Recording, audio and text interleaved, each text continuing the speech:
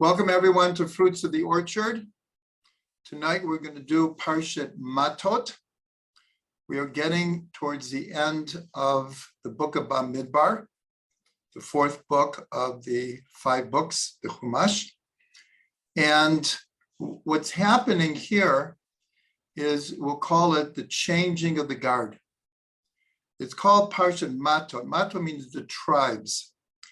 And right in the beginning, Moshe addresses the tribes of Israel, the leaders of the tribes. But in the bigger picture, what's happening is we're into the 40th year already. And the whole book of Devarim takes place in 37 days. So next week's Parsha is already Parshat Devarim. So we're getting to the end of the 40 years, and in last week's Parsha, Yehoshua has been appointed to lead Israel into the Holy Land. And so by Moshe addressing the tribes, the Mattot, it is, as I said, a changing of the guard. So what I want to do is I want to explore the meaning of tribes in Jewish history and Jewish consciousness. What is the importance of the tribes? We're Am Yisrael, we're one people. We're one nation. What is important about the tribes? But if we look throughout the Chumash, there's tremendous emphasis on the individual tribes. Where do we see this? Right at the end of the book of Genesis, Yaakov is on his way down to Egypt, and it mentions the 70 souls that went down with Yaakov to Egypt. And these are really the 12 tribes and their children. And the very beginning of the book of Exodus is, the book of Exodus is called Shemot, names. And right in the beginning, it says, these are the names of Israel that went down to Egypt. And then it names the 12 tribes. So here we see already the importance of the tribes in the makeup of Am Yisrael. Those tribes were the 12 sons of Yaakov, and they became the 70 souls that came down to Egypt, and then they became the 600,000 souls that left Egypt. In the Torah, including last week in Parshat Pinchas, there are a number of censuses, and instead of just, you could say, saving a lot of space and saying the total of Am Yisrael was X, it goes through tribe by tribe, always tribe by tribe, all the censuses. And then when it comes to the beginning of the book of Bamidbar, so the way we camped, excuse me, thought I was going to sneeze. The way that we camped in the desert was all according to the tribes. And again, the Torah could have, in theory, saved a lot of space and just say that the 12 tribes camped around the Mishkan. But instead, it goes into great detail who the prince of the tribe is, how many people in the tribe, which direction did they camp in, who were the other 2 tribes on each side. There were 3 tribes on each of the 4 cardinal directions. And so it goes to tremendous detail about the tribes. Also in the clothing of the high priest, of the Kohen Gadol. So on his shoulder, there were 2 stones, one on each side.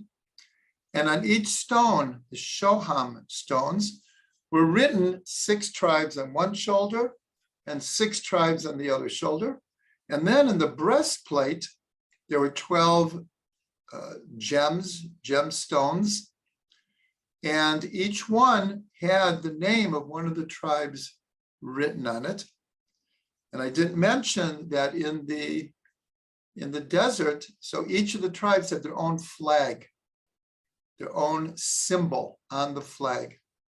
So this is just a quick review. There's one other thing also in the last Parsha, and it will be also in the Parshat Maseh. The division of the land was according to the tribes. It wasn't just like all of Israel came in and everyone could go where they wanted. No, each tribe had a pre-ordained portion in the Torah, in the land. And it was done by lottery, but the lottery was also by what was called Ruach HaKodesh. And you could see in the blessings from Yaakov to the tribes, many times it's already hinted which part of the land that this tribe would get. So here we see, just in a quick review, how important the tribes were in the makeup of Am Yisrael. It wasn't like a secondary importance. And as we began the class, this parsha is called Mattot. It's the only one that's, we'll call it, dedicated to this idea that Moshe is addressing the Mattot, and this is the changing of the guard that is happening. So let's take this and we're going to apply this to soul roots, the whole idea of reincarnation, Gilgul Neshamot. In the writings of the Arizal, in many cases, he will trace the root of the soul of one of the personalities that he's talking about back to Adam and Cain and Abel, Cain and Hevel. And he writes explicitly that this soul was the, let's say, the nefesh of Cain, or the ruach of Hevel. Or sometimes he'll say that this soul comes from the right arm of Adam. Now this is, of course, the Arizal, who is operating on a level of divine inspiration that we can really barely imagine. But he traces souls all the ways back. But he also explains that just like Adam was called an all-inclusive soul, in other words, every person who would ever be born ultimately is rooted back in Adam and Chava, and Cain and Hevel. But the same thing happens for the Jewish people with Avram, Yitzhak, and Yaakov. Avram, Yitzhak, and Yaakov are considered all-inclusive souls that we all come from. The Jewish people all come from Adam, from Avram, Yitzhak, and Yaakov, and of course, Sarah, Rivka, Rachel, and Leah. These are archetypal soul roots. And then we're told that there's, we'll call it a hierarchy of soul roots, getting closer and closer to the source. As we said, Adam and Cain and Hevel are the most primordial sources. But then it filters down, just like each one of us has parents, and we have great-grandparents, and then we have great-grandparents on our mother's side and great-grandparents on our father's side. So we were establishing a hierarchy of soul roots. And so when we get to Am Yisrael, we have the Avot and the Imahot. Then we have the 12 tribes. Then we have the 70 souls that go down to Egypt. And then we have the 600,000 souls that Actually, they're really the men between 20 and 60 that came out of Egypt. But these are called different levels of soulmates. Like we said, we have different levels of relationships. We also have uncles and aunts and cousins, and we're all connected through this family tree. But here we're dealing with Am Yisrael, and the tree is very, very big, because ultimately we are all connected. So that's the importance of the tribes here. The tribes have a very important place, because after the patriarchs and the matriarchs, then the next level of soul roots are the 12 tribes. And then the 70 souls that really come from the 12 tribes that go down to Egypt. And that's one of the reasons why we have this tradition. Again, you would think, okay, this is thousands of years later. We're Am Yisrael, but we have a tradition that when Mashiach comes, he will identify every person what tribe they're coming from. Now, why do we have to have such a tradition like that? You would think, like, okay, thousands of years ago, we had tribes, but what do we need to know now? Because we're talking about soul roots. We're talking about different levels of soul roots here. So I just wanted to add that, and one of the most important ones is the 600,000 who come out of Egypt, and these are called root souls. And today, this is, in a sense, the closest we get to soul roots is these 600,000. And we're told that these 600,000 relate to the letters in the Torah. And since many people ask, well, aren't there, whatever it is, 14 million Jews in the world? Well, how does that connect it to 600,000? Well, each soul root can have tens or scores or hundreds or thousands of people connected to the same soul root.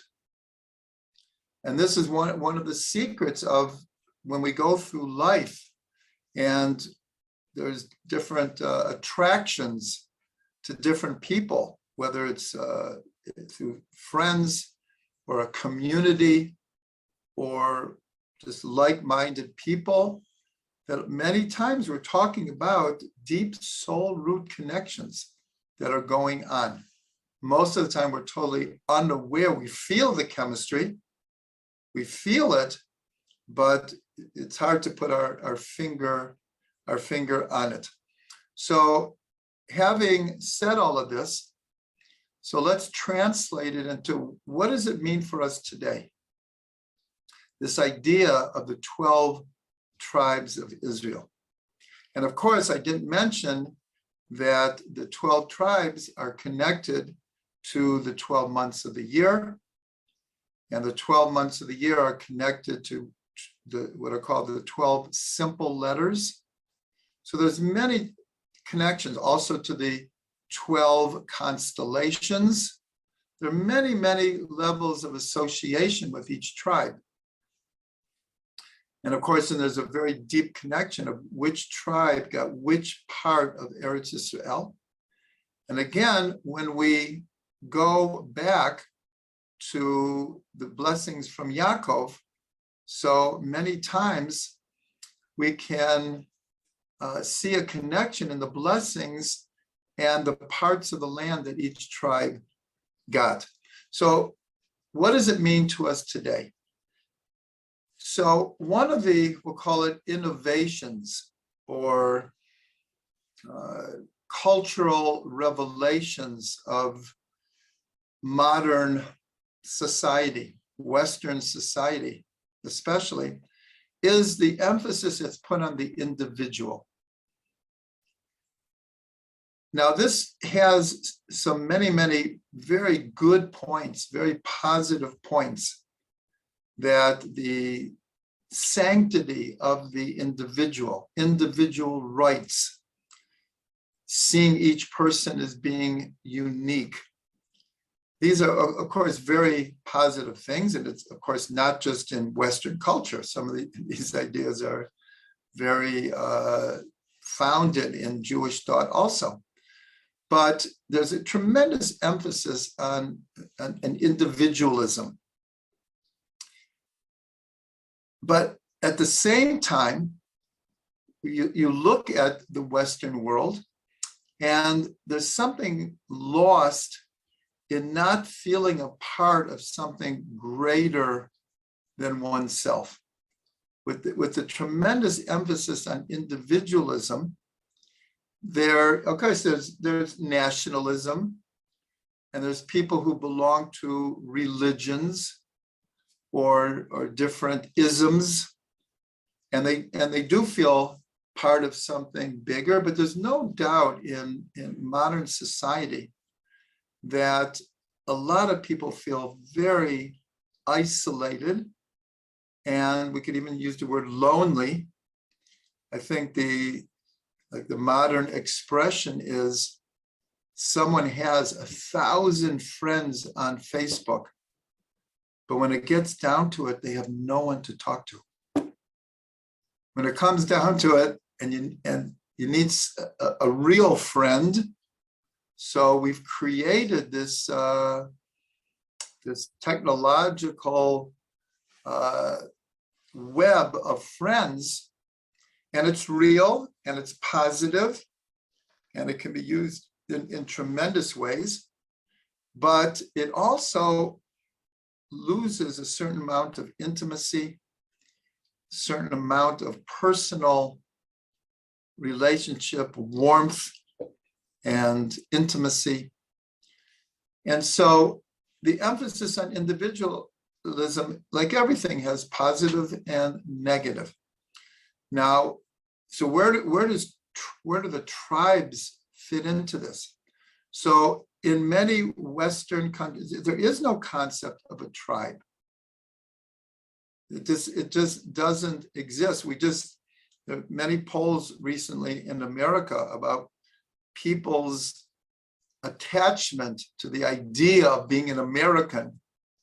And in every generation, that bond becomes less and less.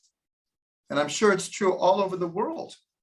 And part of it is because of people's cynicism about the types of leaders that we've had for the last generation or two.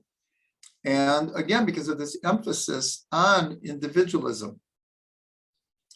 But indigenous people to this day are still connected to a tribal consciousness. But anywhere that Western civilization spread to, there's great conflicts. I'm just thinking of, let's say, South America. So South America, in almost every country in South America, you have indigenous people, and you have the descendants of the Spanish and Portuguese settlers that came. Of course, in the United States, you have the same thing. We still have indigenous tribes, and each one has their reservation on what was once their land. But in the bigger picture of each South American country, I'm just using these as examples, and America, so it's a melting pot. There's great advantages and positive things to a melting pot also. But something is lost in when I say tribal association. It's the idea of belonging to something bigger than yourself. So if we look at the way the United States, for example, was set up, it's a known fact that the founding people of the United States were very influenced by the Bible, extremely influenced by the Bible. But if we just look politically, many of the people who first came to America were actually fleeing religious persecution in Europe. Many of them were small sects that couldn't find their place in Europe, and they came to America. And in great part, each colony, they weren't called states then, each colony had a certain togetherness. Before there was the idea of the United States, each colony had its own legislature, had its own money, had its own laws, had its own state symbol and flag. To this day, most of us aren't even aware of it, or to be honest, couldn't care less, but every state has a state flower and a state symbol and all of these things, because when the United States was set up, it was individual colonies. And here we are more than 250 years later, and there's still constant discussion and even battles between federal rights and state rights. But that came from how the United States was set up. There was individual colonies, and people congregated according, in great measure, to their religious affiliation, from what country they came from. And then they got together in a federal system called the United States. Well, this is very, very much how Israel was settled when we came into the land. Each tribe got its inheritance. Each tribe had a prince. Like I said, had a flag, had a symbol, had a place on the breastplate. And if you read, especially the book of Judges, the book of Shmuel, the book of Kings, we see that many, many times different groups of tribes would get together for different reasons. There was still, for hundreds and hundreds of years, there was a very strong tribal association. And in fact, we will learn at the end of Parshat Maseh, in this week's Parsha, that for one generation, no one could marry outside of their tribe in order to preserve the establishment of the inheritances that first generation. And it was only in effect for one generation that you could not marry between tribes. But in many cases, people did marry just within the tribe. So in short, so we look at Israel today, and we could say, I don't see a tribal setup in Medina Israel, in the state of Israel. I don't see where there is a tribal system. But in consciousness, there is very, very much a tribal consciousness in Israel. That people feel that they're part of something bigger than themselves. I have to say, though, that Western culture has, in certain ways, dented that kind of identity. But there's no doubt that Israel still has a very, very tribal consciousness of feeling a common destiny, a common mission, a reason for being here that's much bigger than this is a good place to live and I can make more money here, and whatever the reasons are. There's a much bigger issues at stake that do affect the consciousness here. So I'm just going to end that there's one midrash that I left out, is that the midrash says that when we crossed the Red Sea, so the midrash says actually the sea opened up into 12 channels. And each tribe went through their appropriate channel. Now, you don't see that in the text. So why are the sages telling us this idea?